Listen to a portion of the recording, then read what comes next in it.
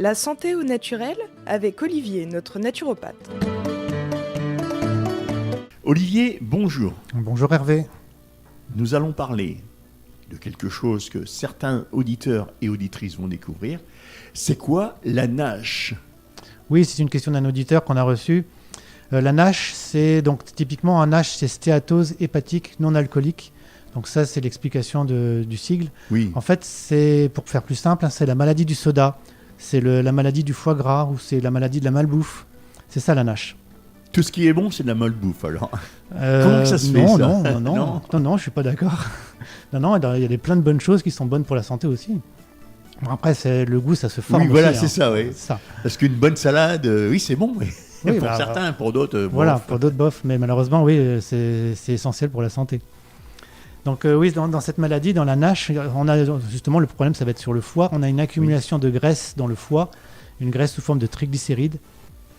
Et ça, cette maladie, c'est la conséquence directe d'une alimentation industrielle, trop riche en gras saturés, en mauvais gras et en sucre. Mais dis-moi, les triglycérides, il y en a des bons et des mauvais, non ?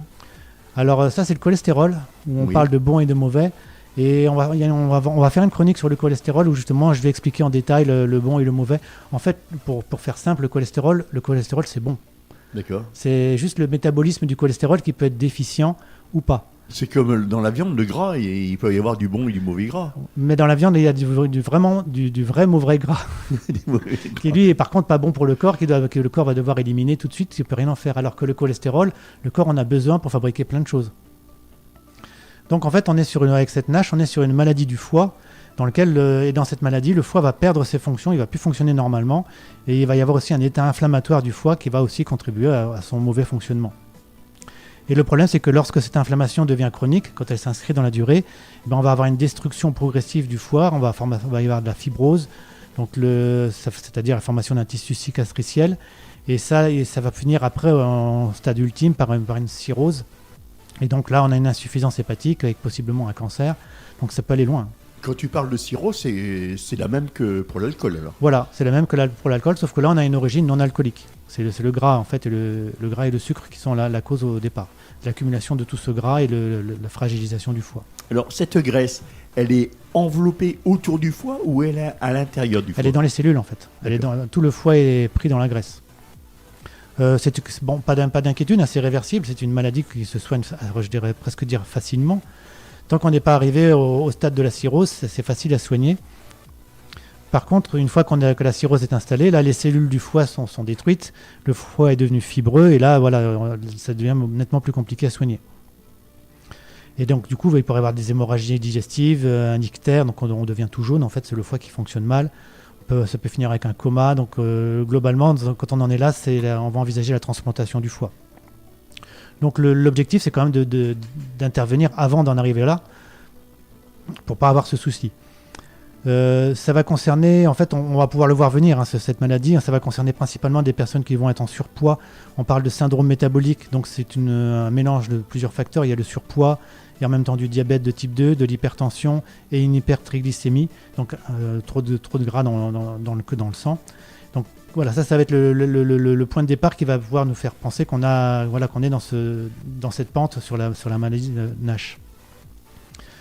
Donc voilà, par rapport à cette maladie, il va y avoir deux choses à surveiller. Donc c'est le mauvais gras et le sucre. Donc on va parler de ces deux choses-là.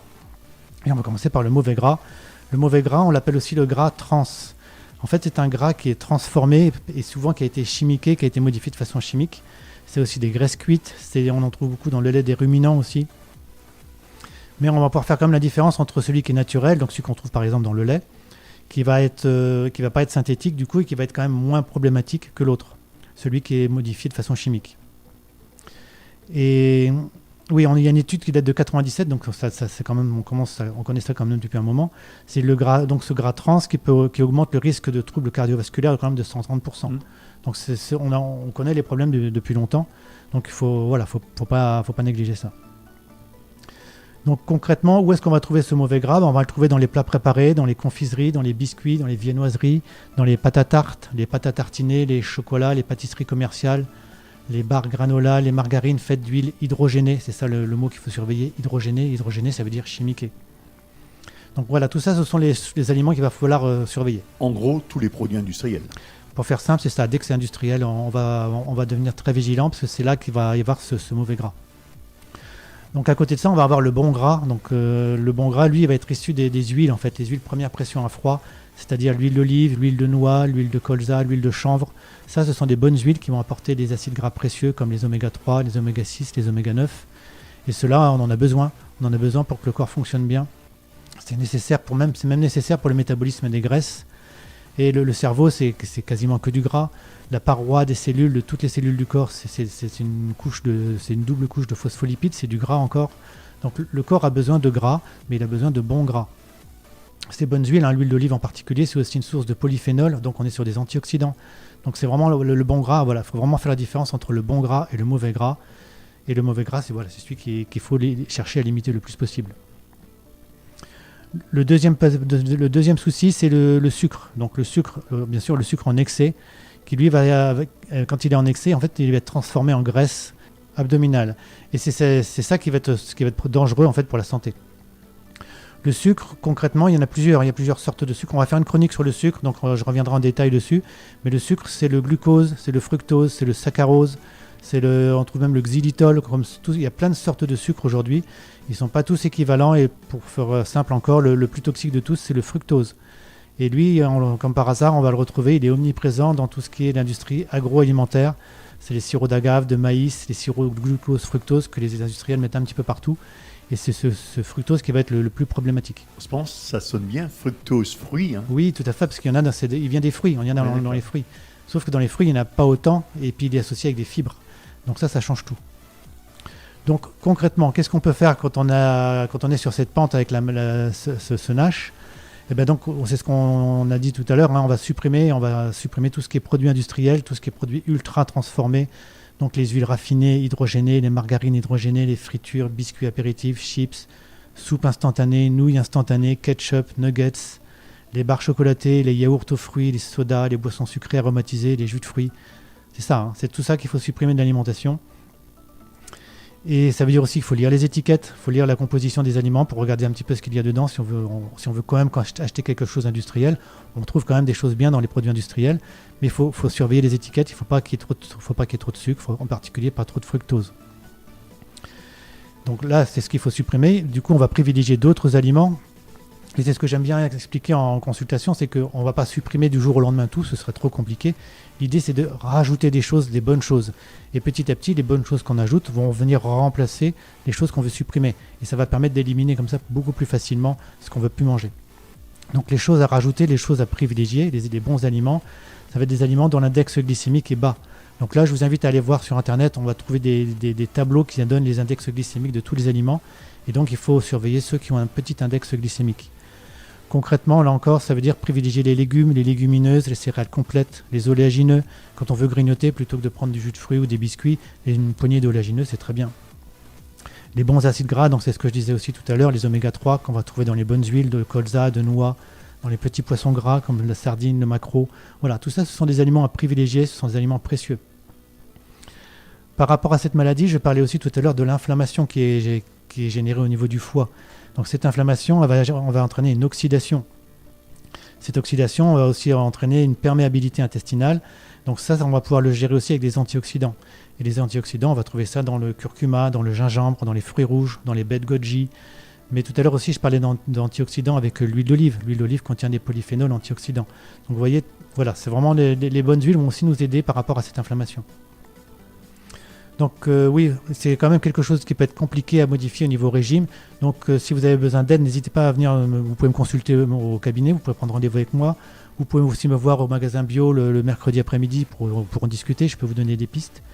Et puis troisième possibilité, vous pouvez aussi envoyer vos questions à la radio, à Hervé qui me les transmettra, puis on pourra refaire une chronique pour vous expliquer ou aller rentrer plus dans le détail si vous avez des questions. On précise, hein, le magasin bio de Noyon. Hein. Le magasin bio de Noyon en centre-ville, hein, c'est donc celui qui est sur la place. Juste en face de l'hôtel de ville. Hein. En face de l'hôtel de ville, oui, c'est Biomonde. Olivier, pour les auditeurs et auditrices qui désirent te consulter, tu peux me dire où sont situés et à quelle adresse tes cabinets ? Oui, tout à fait. J'ai donc 2 cabinets. Le premier à Noyon, il est au 8 rue de l'Évêché, c'est à côté de l'hôtel de Cèdre, sur le côté de la cathédrale. Et le second, c'est à la maison médicale à 5 Place Choiseul à Compiègne, sur le cours Guinemer. Je suppose que justement, il faut prendre rendez-vous par téléphone Oui, pour que tu puisses tout à fait. être présent lors des consultations. Le plus simple, oui, c'est de nous contacter par téléphone. C'est le 06 28 05 72 44. Alors sur Noyon, tu consultes quel jour? Alors le Noyon, j'y suis le lundi, tous les lundis. Et sur Compiègne, c'est du mercredi, jeudi, vendredi, samedi, toute la fin de semaine en fait. Tous les renseignements que tu donnes dans cette chronique, on retrouve tout ça sur ton site internet. Et on peut prendre aussi rendez-vous pour qu'on te consulte sur Compiègne ou sur Noyon. Oui, absolument. Il y a un formulaire de contact sur le site naturopathe-noyon.fr, donc on peut me contacter par là. J'ai mis quelques articles aussi avec de l'information qui reprend des fois certaines chroniques. Donc vous pouvez compléter vos informations en allant sur le site, tout à fait. Sans quoi, tu as une adresse mail? Alors l'adresse mail, oui, tout à fait. C'est contact@naturopathe-du6, donc le -o, noyon.fr. On peut te voir sur Facebook? Alors, il y a une page Facebook, tout à fait. Pour me trouver sur Facebook, c'est Olivier Villemin, naturopathe.